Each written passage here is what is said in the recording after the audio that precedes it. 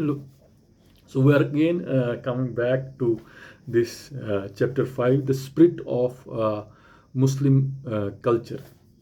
So here, from the first reading, if we have a bird's eye reading of the first few pages of the big book, which we are going to just explore, or what I should say, have a sharh or implore upon. So the thing is that in the first few pages, a few sentences, Iqbal is basically trying to conflate uh, two ways of looking at consciousness, mystic consciousness, and maybe in favor of giving superiority to prophetic consciousness in that sense. So at a deeper level, it's basically the ultimate answer to the question of being, meaning, and existence together in that sense, and in which the mystic consciousness in the Iqbalian terms is only interested in trying to quench or satisfy its own being.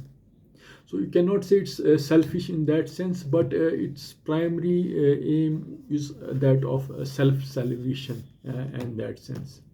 While in case of prophetic consciousness or prophetic way of looking at revelation, it's just coming back to the world, back with some fresh inspirations, fresh insights, which uh, which have a cultural outlook and cultural manifestation in a collective and social life of the societies, the Muslim societies or the general societies.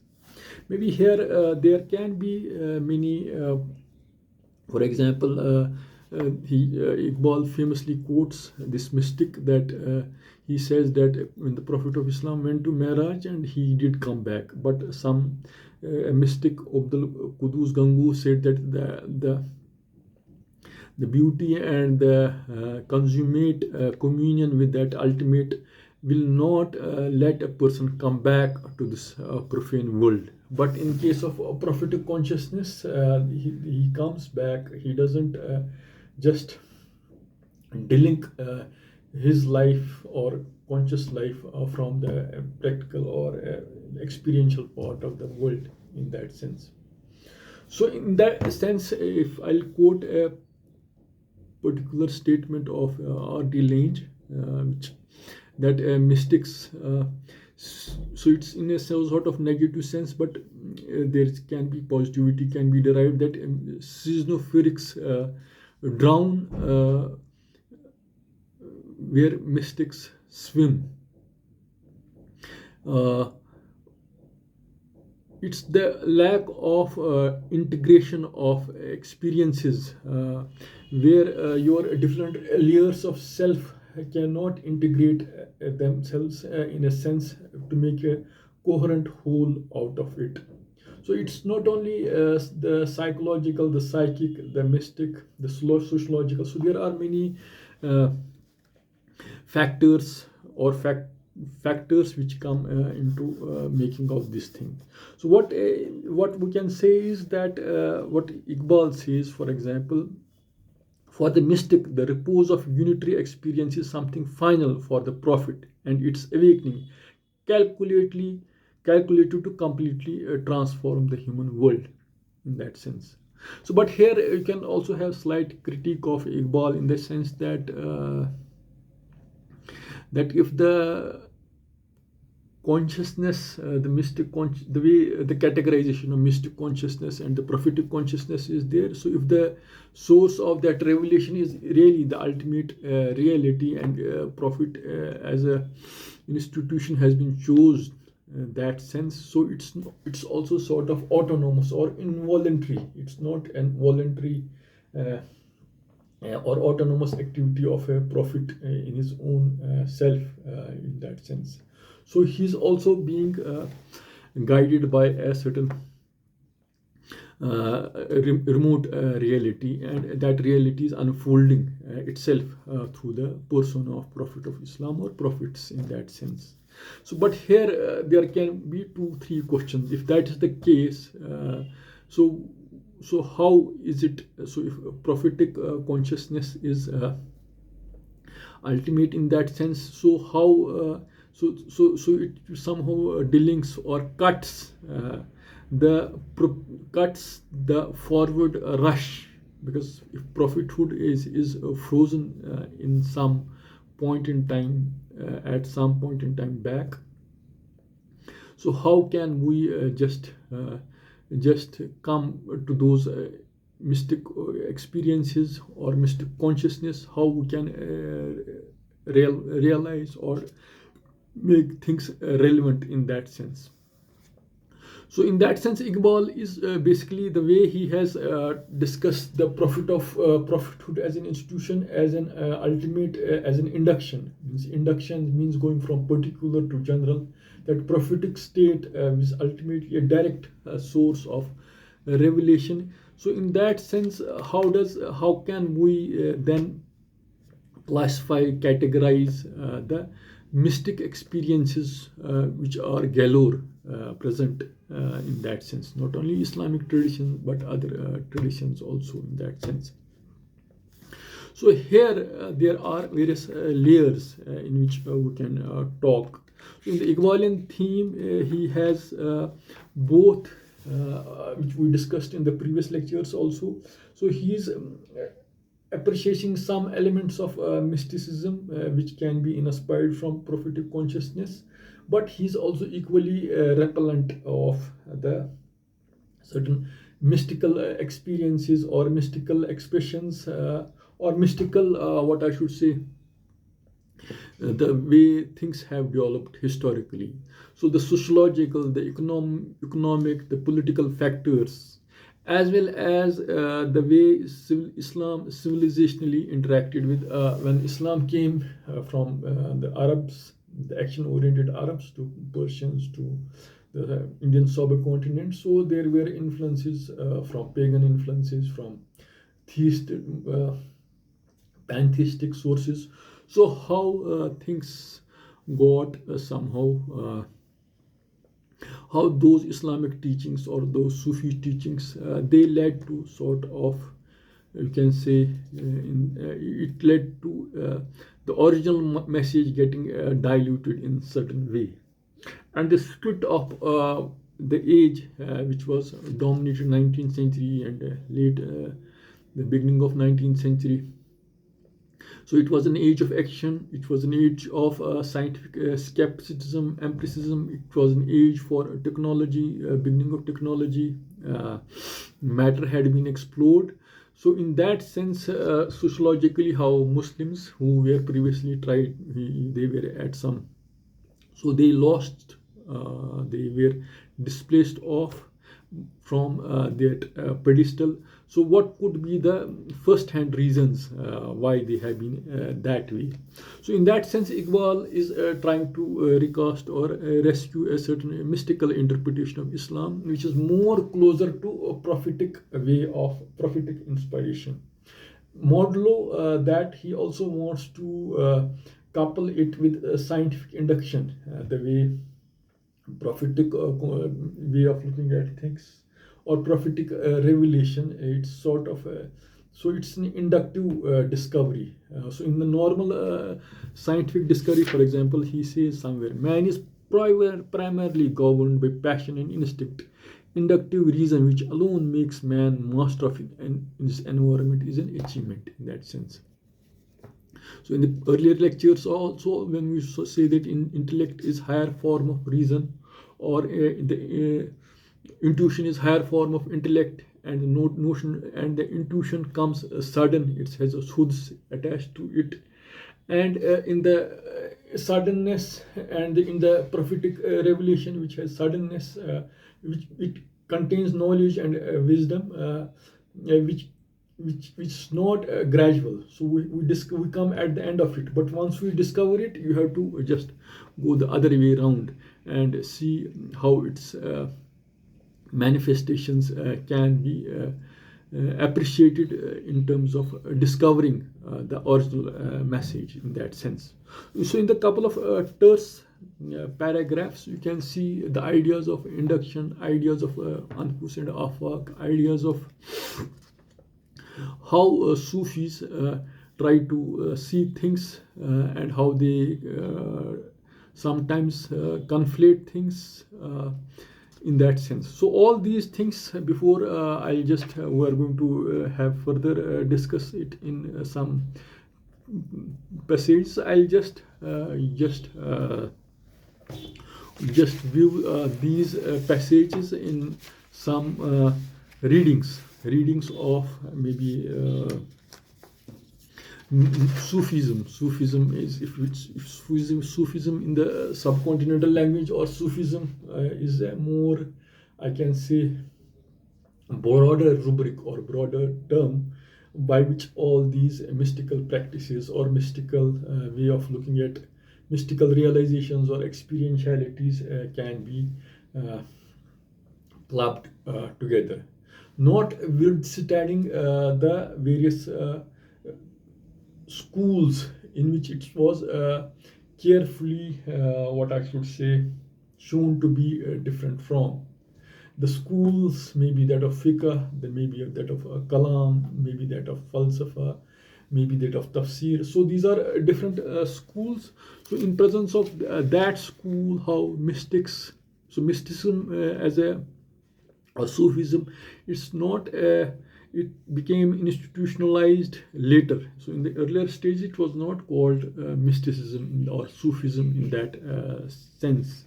So how we can trace it historically in that sense, and how we can make relevance to some of the criticisms of Iqbal in relation to the Sufism, we're going to see it. So what we are going to do is we are going to read 3-4. So I've taken quotes from some books like Atiyah Said, one of the book on the other is by Dr.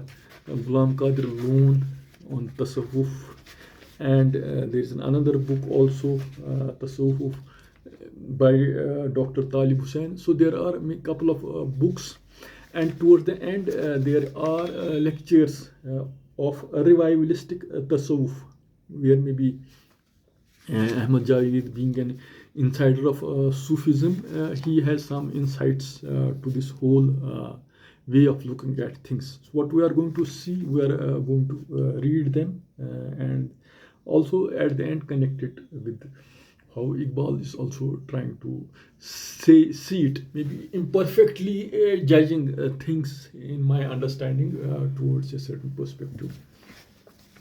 So here the thing is that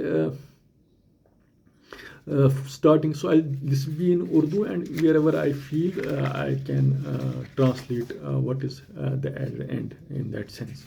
So मुस्लिम मुफक्किरीन के चार गिरोह हैं, चार Muslim, so we can categorize Muslim these thinkers in 4 categorifications. So मुस्लिम मुफक्किरों को 4 गिरोहों में तकसीम करना ज़्यादा मुनासिब होगा. पहले अक़लियत पसंद मुतकल्लिमीन यानी मोतज़िला, जिनके नज़दीक अक़्ल व वही दोनों इल्म की माखस है, इसलिए इन्हें हम आहंग होना चाहिए. दूसरे असनादी मुतकल्लिमीन, जो मुख्तलिफ मकातिब ख्याल से ताल्लुक़ रखते हैं. इनमें सबसे मशहूर अशअरिया मकतब फ़िक्र है. सूफिया, जो अशअरिया से मुतालिक हैं कि वही और इल्हाम काबिल एतमाद ज़रिया है, लेकिन वो उसके साथ तज़किये नफ्स पर भी जोर देते हैं. चौथा,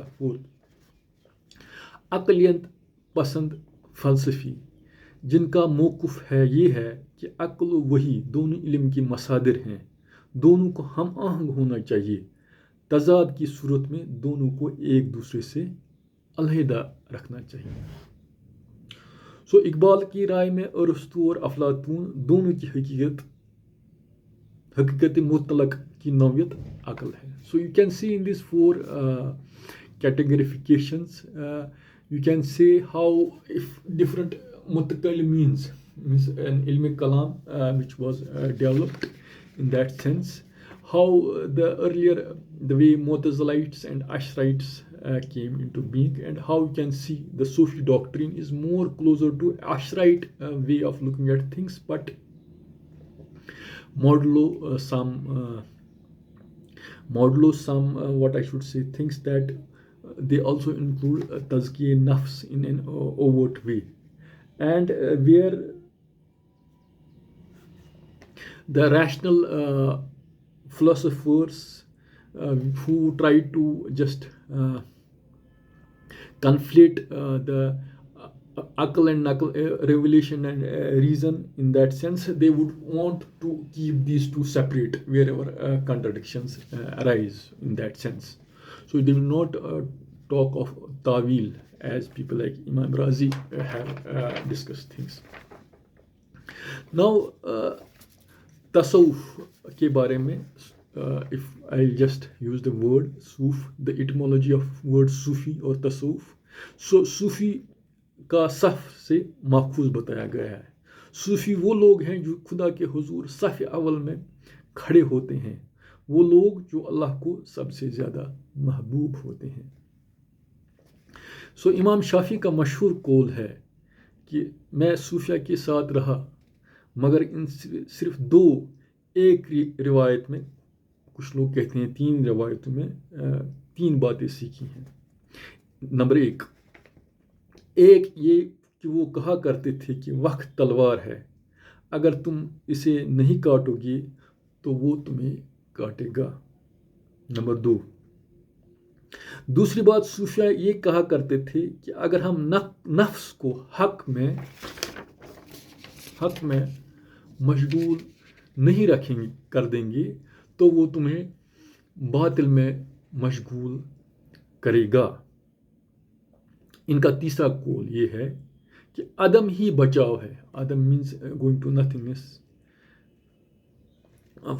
फना फिल्लाह होने की तकमील ये है कि बंदा अब्दियत के आदाब में फना हो जाए, और बका का कमाल ये है कि बंदा गैरुल्लाह से कतई नज़र करके मुशाहिदे ज़ात हक में बकाए दुआम हासिल करे.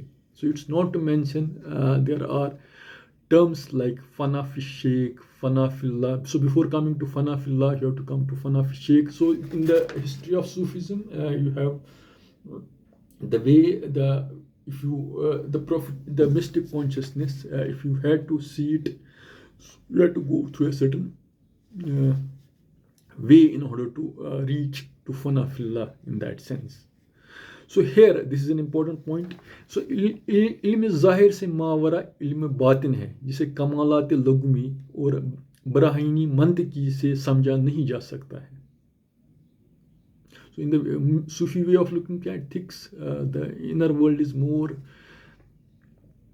rich and more deep in experiential terms, and the logic and the mantik, it's inadequate to understand it. So बराहीनी मंतिकी से समझा नहीं जा सकता है, बल्कि इसे इल्हाम और मुकाशफा के ज़रिए हासिल किया जा सकता है. This is what I was trying to say.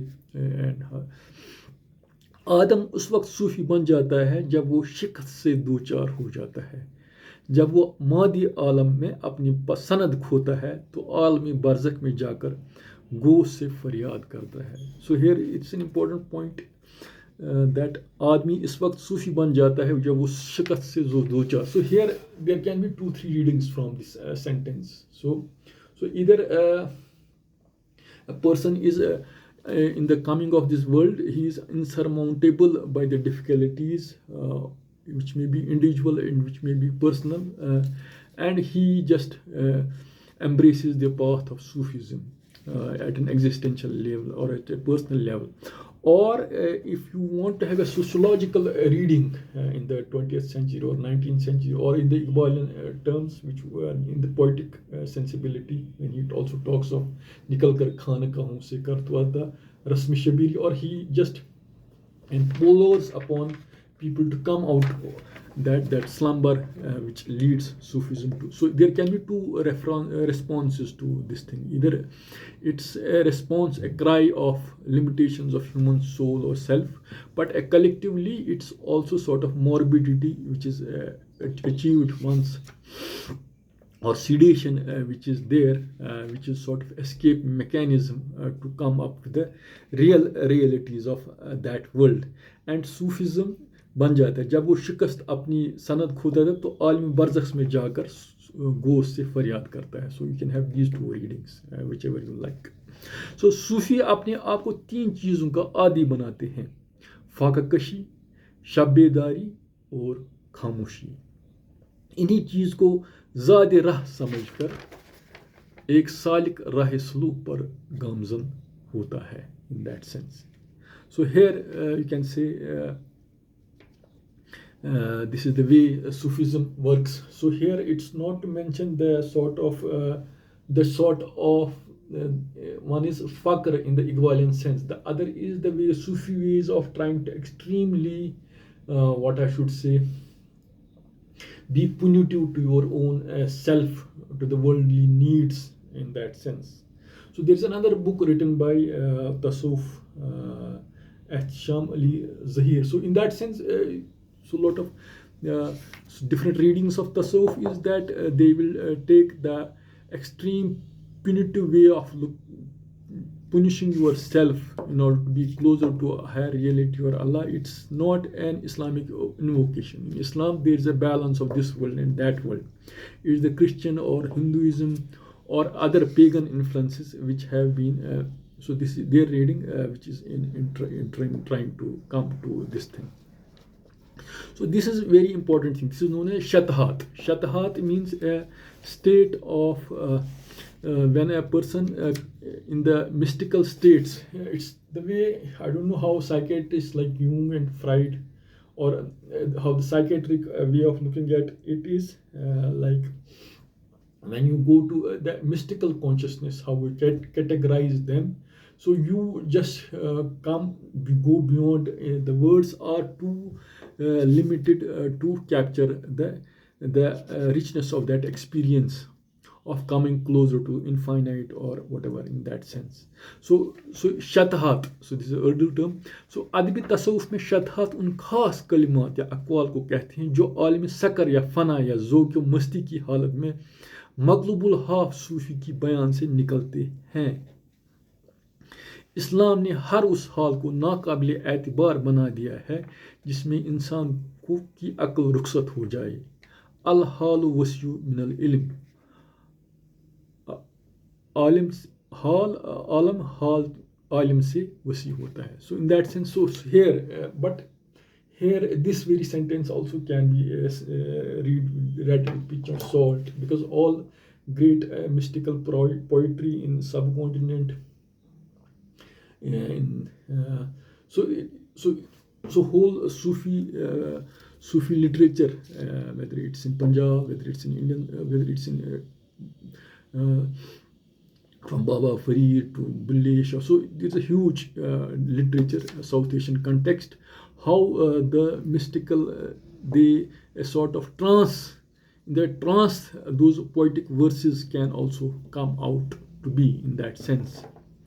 So, but in that sometimes it may just the mystic may just, he may tincture, or he may that borderline, it does not remain that line in the sense, in the stricter sense, where in the process he may utter words or he may utter sentences which may not be within the domain of how we normally call Sharia, or how we normally call define things in the do's and don'ts of Sharia or ilm or fiqh.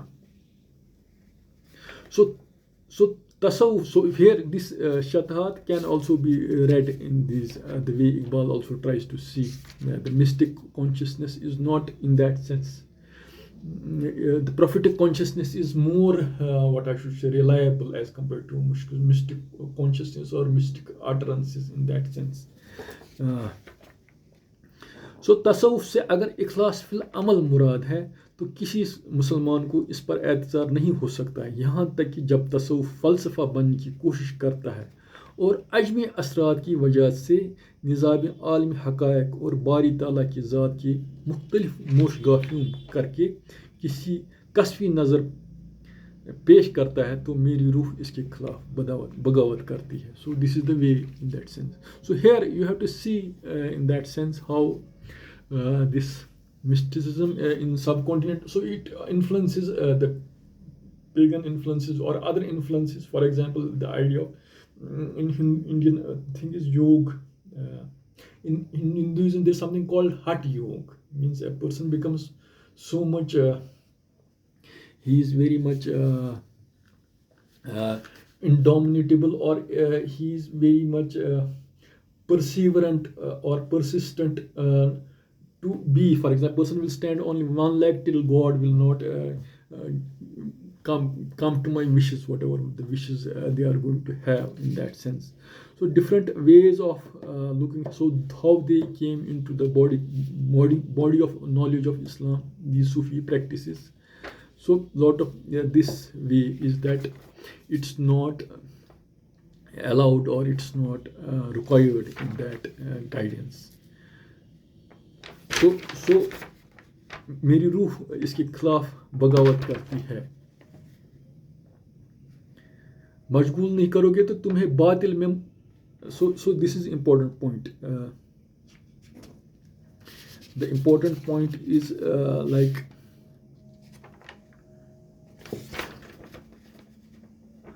before coming to Shadhat, so it was a bit late. So अगर so this is the thing is that अगर तुम नफ्स को हक में मशगूल नहीं करोगे तो वो तुम्हें बातिल में मशगूल करेगा. इनका कौल है कि अदम ही बचाव है. फना फिल्ला होने की तकमील ये है कि बंदा अब्दियत के आदाब में फना हो जाए, और बका का कमाल ये है कि बंदा गैरुल्लाह से कता नज़र करके मुशाहिदात ज़ात हक में बकाए दवाम हासिल करे.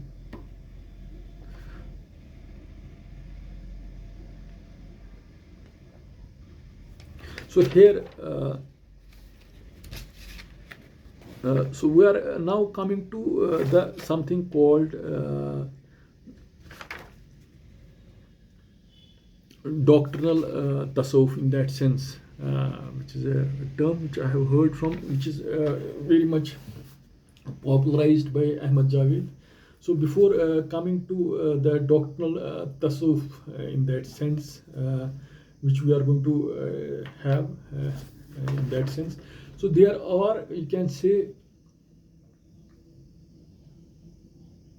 अकॉर्डिंग टू अहमद जावेद, यही तसव्वुफ की सबसे बड़ी किताबों की सबसे बड़ी कोताही यही थी कि उनके मुदव्वन करने वालों ने इंसानी अखलाक और इक़्तिसादियात के बाहमी रिश्ते और एक दूसरे से मुताकिर होने की अहमियत को नहीं समझा.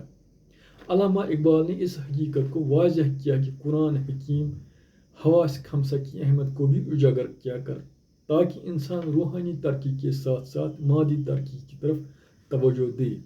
अल हक़ुल महसूस व खल्कुल माकूल. हक यानी अल्लाह ताला महसूस और हकीकी है, और खल्क का वजूद महज एतबारी और फ़र्सी है. So in that context, what we are going to, before exploring upon this, the way Ahmad Javed expounds doctrinal tasawwuf. So there are some 2-3 poetic verses of Iqbal which is trying to be so Iqbal is many shades. Aspects of Iqbal cannot be read without his appreciation of Sufism or love of Prophet or tasawwuf in that sense.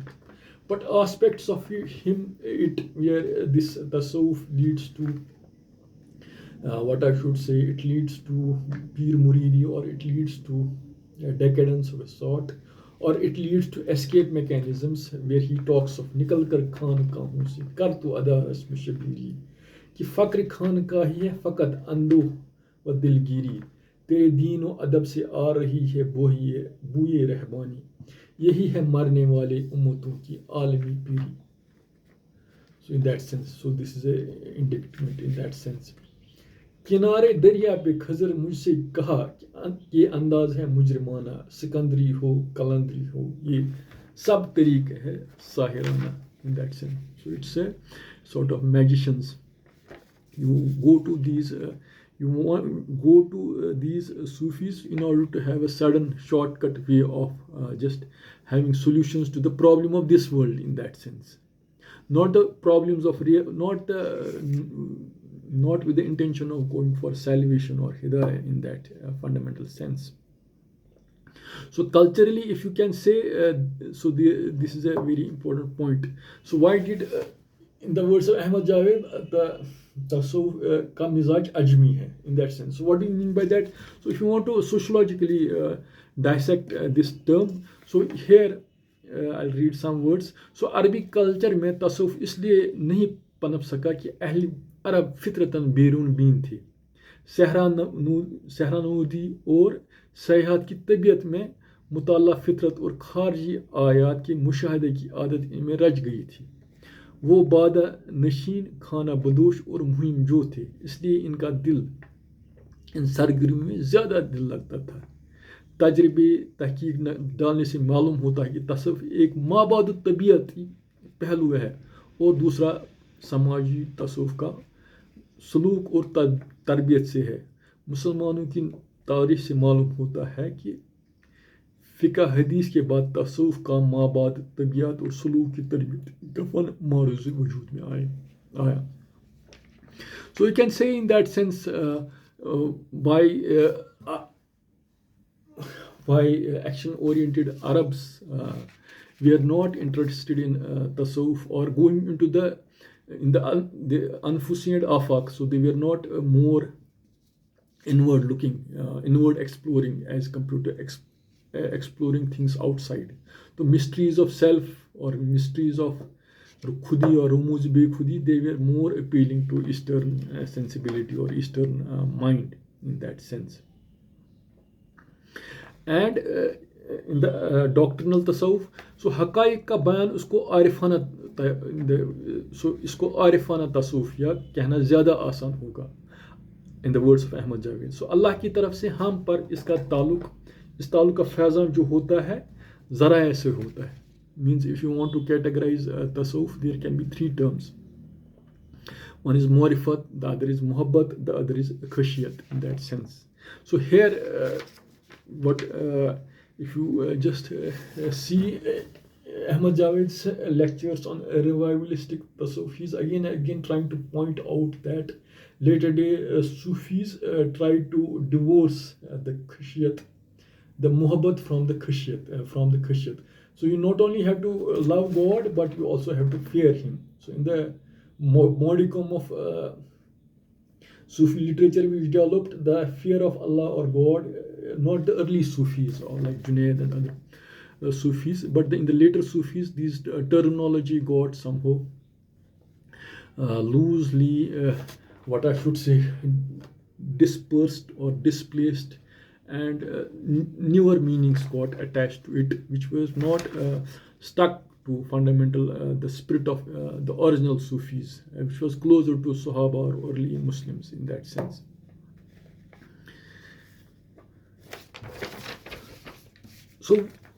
So here दुनिया कहते हैं माल, जाह और लज्जत को. So this is the way we define world in that sense. So this is the Sufis normally try to attack these three things. So we have to come, or they come closer to the Quranic verse that माल और औलाद फितना है, the particular verse. So कुछ ही लोग होते हैं जिनमें दीन के बरज़की रिवायात होती हैं, ये ला यनहल इख्तिलाफ को हल करते हैं. So here, so before coming to the thing that what Ahmad Javed says is tasawwuf ज़ोक़ दीन की रिवायत है, फ़िक़्ह फ़हम दीन की रिवायत है. So in that sense, so in the various modicum of, so in this later tasawwuf as an invention or formalized institutionalized structure, if you learn read through early Sufis, later Sufis, or if we try to trace the decadence of later Sufis into some institutionalized orders. So, but the earlier Sufis, so the people who concentrated only on ilm, they were alims. The people who want to concentrate only on the application of law in concrete circumstances, they were faqihs or jurists.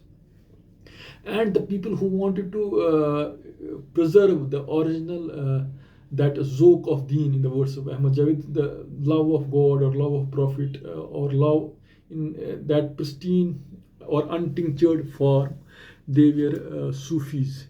And in fundamental sense, so you can say, so in that sense, you can say कुछ ही लोग होते हैं जिनमें दीन की बरज़खी रिवायत होती है, ये ला यनहल इख्तिलाफात को हल करते रहते हैं. Means in the history of Muslim Sufi literature or thought process, there are very few people who can just the apparent seemingly irresolvable contradictions which seem once we concentrate particular aspects of these religion or revelations, they lead to different schools in that sense. And there are only few people who are Sufis also, mutakallimins also, or falsafis also, or who are faqihs also in that sense, who know application of law, having knowledge of, they being muhaddis also, they being having knowledge of Quran, strong knowledge of Quran or history. So in the different disciplines, only few people have been able to. So because in a particular, if you are a jurist or if you are a faqih, his energies are entirely concentrating on what is right and wrong, what is good and what is bad, or a given application of law in some concrete circumstances, or what we call how we can induce induction or deduction in tibasat, how can arrive some conclusion or deduce conclusions, or how the application of law in newer and newer circumstances, and trying to define well-defined boundaries in terms of good or bad, yes or no, right or wrong. But sometimes this attitude leads you to a sort of you become engrossed in a such a way that you somehow lose that connection to the source of original life, which is divine love or divine wisdom in that sense. So the role of Sufis is being more closer to, he's not interested in the conclusions, he's interested in the source, the creator or the law, in that sense. So this is what it says, that कुछ लोग हैं जो ये ला यनहल इख्तिलाफ को हल करते हैं. So there have been few people in the history of Islamic civilization who can just somehow, if not mediate, at least if not resolve, at least somehow what I should say, see things, different things without seeing apparent contradictions which need to be resolvable in that sense. So it's basically the attitudes of human mind towards those very things. So in the words of Ahmad, ईमानी जहन universal होता है. ईमानी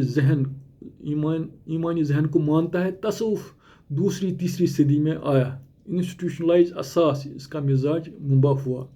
अहकाम को सही तरह से समझने के लिए फ़िक़्ह आया. So this is what I was trying to say. आदमी अपने बेहतरीन अहवाल के साथ अल्लाह से मुतल्लिक़ है. अल्लाह हमसे गैब है और इस गैब को हमसे तोड़ा नहीं जा सकता. This is a very beautiful sentence. So Allah हमसे गैब है, इस गैब को हमसे तोड़ा नहीं जा सकता है. So in that sense, so you have to be the witness is there. So जब रियासतों की खारजी पॉलिसी बनने लगी तो बहुत सारे और टेक्निकल बने, तो इल्मी फ़िक़्ह पैदा हुआ. उन्होंने रूह इताअत को जिस्मों की तब्दीली के बावजूद बाकी रखा. उम्मत का अजम मिजाज मुतसिफ़ वाना है. So this is the way you can try to see in that sense. So in the way Ahmad Jais also critiques the sense is that tasawwuf के आखिरी अदवार में शेख को falsifiable समझा गया, means a sheikh. So when the people trace it, the corruption in the tasawwuf or Sufi orders, so it may be traced that it leads to shakhs parasti, or it leads to sort of obedience. It replaces obedience of God with obedience of human beings in that sense. So, but here there can be a lot of literature. Ahmad Javed is time and again also trying to impress upon us that if there is if a faqih or a Sufi or an alim, a Sufi has to, if somewhat, a Sufi has to ultimately follow an alim or a faqih in that sense. So here maybe people like Javed Ahmad Gandhi, who also say about tasawwuf a mutawazi deen hai, or being critical to tasawwuf in that fundamental sense. Here you can say you have to see it. So why should the tasawwuf be at the end? The final word is that of a faqih or a alim in that sense. So it's not entirely plausible in that sense. It's plausible to the spirit of our century in that sense. So if it is read with the power games that if the powerlessness attached to Muslim societies is particularly due to the mutasafafana what riwayatas or these attitudes which are prevalent in societies, then the argument cannot hold in that sense, because tasawwuf, if it's part of a zoke-deen, so why should the final word be that of a, not of a, why should Sufi be at Sufi? He is saying that Sufi is right, an alim or a faqih should take recourse to Sufi if there is some batini problem in that sense. But if tasawwuf is a zoke-deen, if it's something light in that sense, so it maybe it's something debatable. So one other important point which I wanted to discuss before at the end coming to Iqbal is that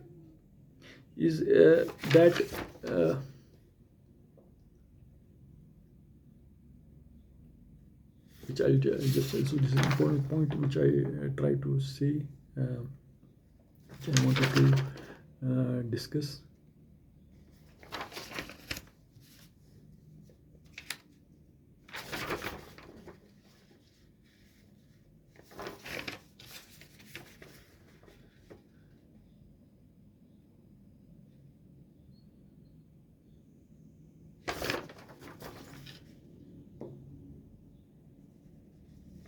Which somewhat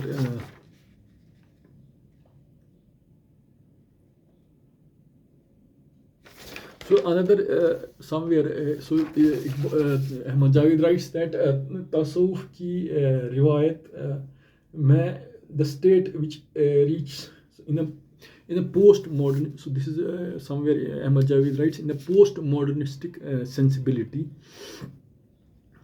where all truths are allowed. Even religion is maybe one of the truths among the many truths.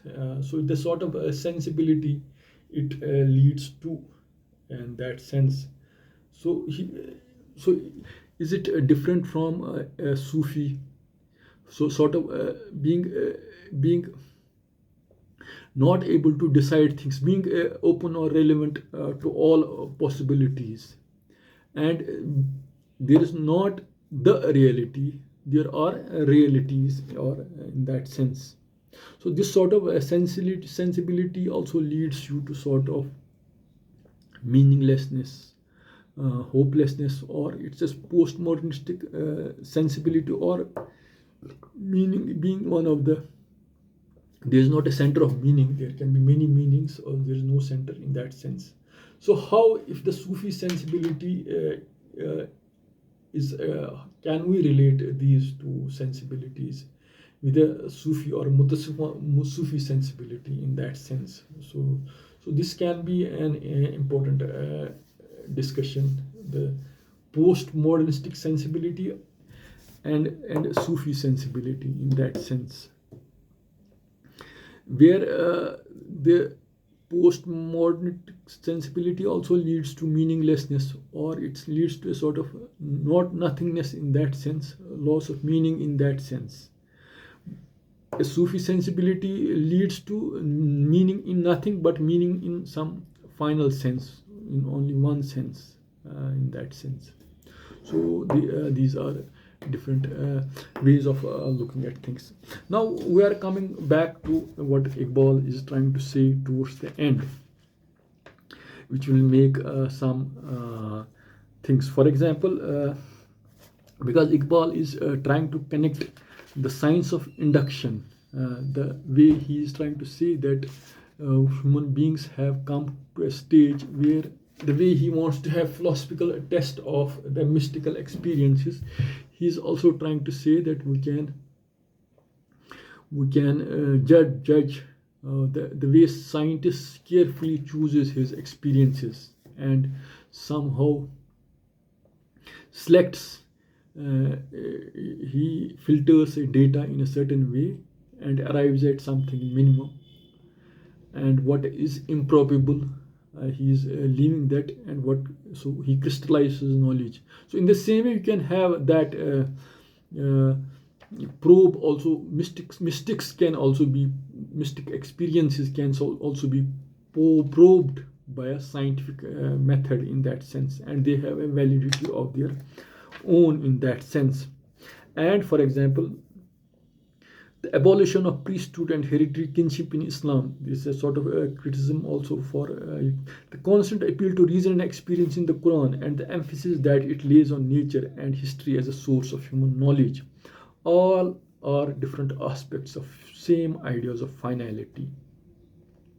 The idea, however, does not mean that mystic experience, which qualitatively does not differ from experience of the Prophet, has now ceased to exist as a vital fact. So in that sense, he is trying to say, if scientific induction leads to a great discovery, an institution of prophethood, but we as humans, the mystical, so you can say Iqbal is trying to have a middle ground. He is not totally denying the mystical states of post prophetic experiences of individuals also, who are going through nafs and afaq, anfus and afaq. But the thing is that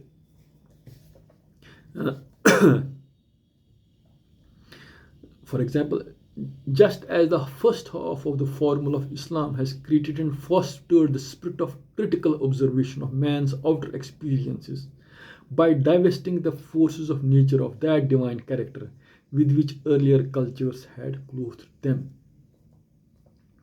Mystical experiences, then, however unusual and abnormal, must now be regarded by a Muslim as a perfectly natural experiences, open to critical scrutiny like other aspects of human experience. So maybe Iqbal is writing these sentences in a spirit of modernity, in the spirit of scientific empiricism, which was dominated by skepticism and other schools, positivism and other schools. He's writing these. So he's trying to give, be open to have mystical experiences, can have a scientific character, even though it may be an apologetic aptitude, but still to forward his point of view, he is trying to invoke. Ibn Khaldun was the only Muslim who approached it in thoroughly scientific spirit in that sense. So it's an apologetic way of trying to see the appreciate the institution of this revelation, seeing revelation. But earlier chapters, he is saying, Iqbal is also critical of that. while sitting in judgment of religion, philosophy cannot give religion an inferior place among data. Religion is not a departmental affair. So here uh, uh, you can see different shades of the opinion. But the more important point is that spirit of that time would have been dominated. So he's trying to give reclaim the revelation or mystic experiences a certain validity in that sense, which is not totally opposed to scientific rationality in that fundamental sense.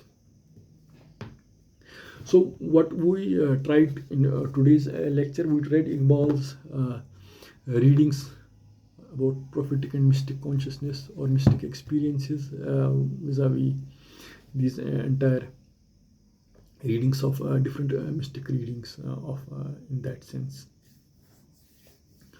Hope you may like today's lecture. Thanks for listening.